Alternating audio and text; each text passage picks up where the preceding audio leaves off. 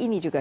Baik, para penonton, seterusnya kita akan ke Terengganu untuk cerita pagi bersama dengan Siti Jamilah Hanim Jamil yang akan berkongsi berkenaan dengan pastikan keselamatan jadi keutamaan ketika mandi manda. Silakan.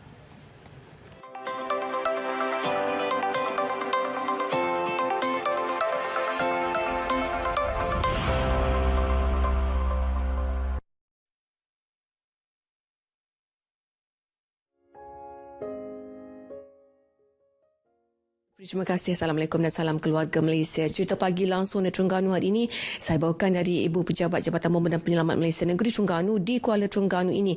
Dan hari ini saya bawakan khas Pengarah Jabatan Bomba dan Penyelamat Malaysia Negeri Terengganu, Tuan Mat Hilman Abdul Rashid. Tuan, seperti yang kita sedia maklum, sejak akhir-akhir ini kejadian lemas banyak berlaku direkodkan di negeri Terengganu ini. Dan kalau kita lihat hari ini pun cuti hujung minggu, orang ramai akan mengambil peluang untuk mandi-manda di pantai, di sungai maupun di air terjun. Jadi bagaimana Tuan melihat situasi itu?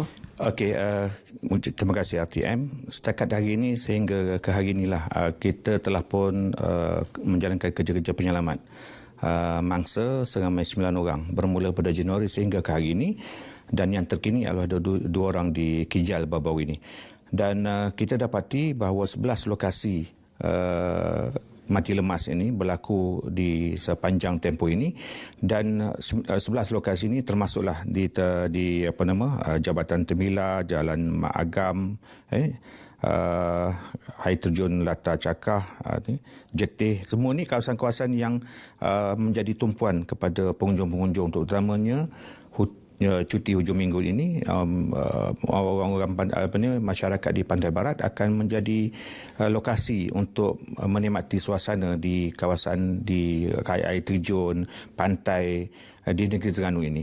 Dan kalau kita bandingkan pada tahun yang lepas 2021-2020 misalnya, angkanya mungkin agak menurun, tetapi kita baru masuk ke bulan 6 sudah pun mengorbankan seramai 9 orang, tetapi tahun 2021 kita telah melakukan kerja-kerja menyelamat lebih kurang 11 orang mangsa. Dan angka ini kalau kita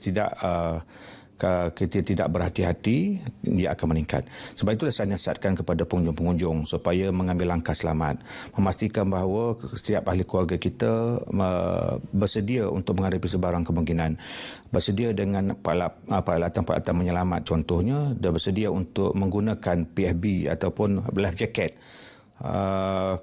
Mungkin tidak sesuai kalau kita mandi dengan life jacket, tetapi paling tidak kita telah pun bersedia sekiranya berlaku sebarang kemungkinan kita dapat bertindak awal untuk menyelamatkan mangsa.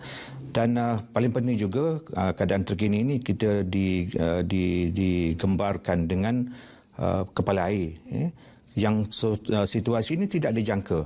Tiba-tiba saja air itu akan turun. Tadi saya nasihatkan sekali lagi kepada pengunjung-pengunjung bahawa kita akan dapat rasa, kita akan dapat tahu bahawa kepala air akan turun sekiranya ada tanda-tandanya. Dia ada tanda-tandanya seperti bunyi deruan air, sampah-sampah sarap turun dengan laju, perubahan pada air, warna air, dan ini adalah merupakan tanda yang menyumbang kepada kepala air. Dan dah sudah tentulah kalau kita tak dapat menyelamatkan diri di peringkat awal, dan kita akan terperangkap dan terkorban dalam banjir, dalam air. Tuan, kalau dilihat ketika ini, cuaca di Terengganu ni bagaimana sebenarnya? Sesuai atau tidak untuk mandi-manda atau berkemah sebagainya? Pada saya secara peribadilah, kita tidak boleh nak menghalang orang nak mandi. Inilah peluang dia orang selama 2 tahun. Kita tak boleh nak beriadah ataupun mandi-manda menikmati suasana keindahan alam. Tetapi dalam masa sama kita perlulah berhati-hati. Dalam konteks ini, berhati-hati ini persiapan diri kita. Paling tidak kita menyediakan peralatan-peralatan penyelamat untuk mengelakkan daripada kita mangsa ataupun rakan-rakan kita ataupun anak-anak kita mati lemas. Itu je. Yang suasananya sekarang ini kita perlu awasi. kita perlu awasi keluarga kita. Jangan kita sekarang, apa yang saya perhatikan, saya buat tinjauan. Anggota kita sentiasa buat tinjauan. Setiap petang kita akan buat tinjauan.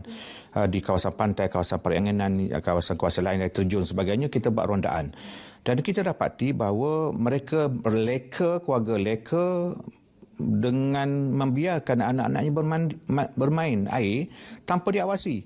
Mak bapak hanya tengok telefon, main game dan sebagainya. Dan ini saya rasa tidak sesuai sangat. Dan kecuaian ini yang menyebabkan kita kehilangan orang yang kita sayang. Sebab itulah saya nasihatkan sekali lagi lah kepada pengunjung-pengunjung supaya mengambil langkah untuk memastikan bahawa ahli keluarga kita selamat dalam keadaan kita pergi dengan sukaria, balik juga kita dengan keadaan sukaria. Jangan kita pergi dengan sukaria, kita balik dengan tangisan. Ya. Okey, Tuan. Terima kasih, Tuan. Itulah tadi di antara informasi yang dikongsikan oleh Pengarah Jabatan Pembangunan Pemerintah Malaysia Negeri Terengganu mengenai kejadian lemas, dan sama-sama kita mengambil iktibar kejadian yang berlaku dan menjaga keselamatan ahli keluarga. Rakan Sugasti yang ke-10 kembali pada anda, silakan. Baik, terima kasih untuk cerita pagi Terengganu.